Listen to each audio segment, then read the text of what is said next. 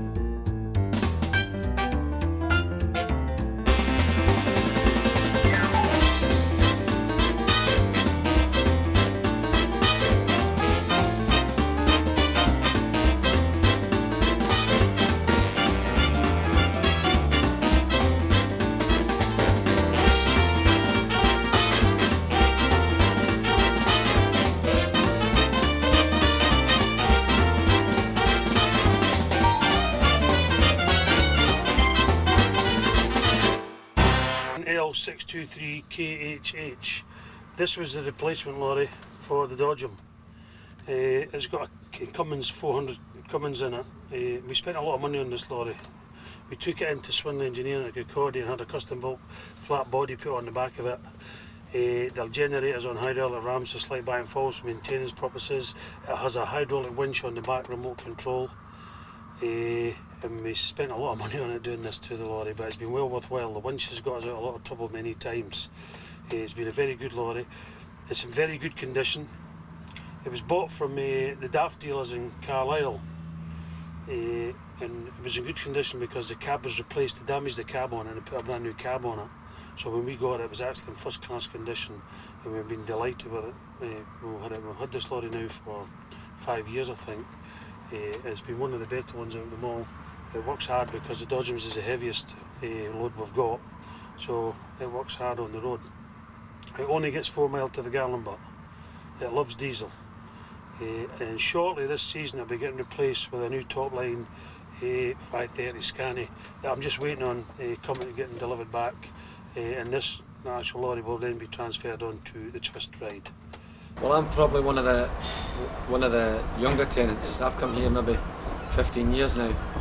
I bought ground off Mr. Merrick along 15 years ago, and I got 1 or 2 pieces of ground since then.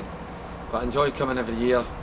It's a tradition for the funfair people to make St Andrews. Well, this is my fifth. I'm sorry to say this, but this is my 50th year. I would like to say a lot less, but mother and father came here 1952, 53. I was born in 53. My father first arrived here in 1952 with a single dive bomber, and the position he stood on is now where the flats are.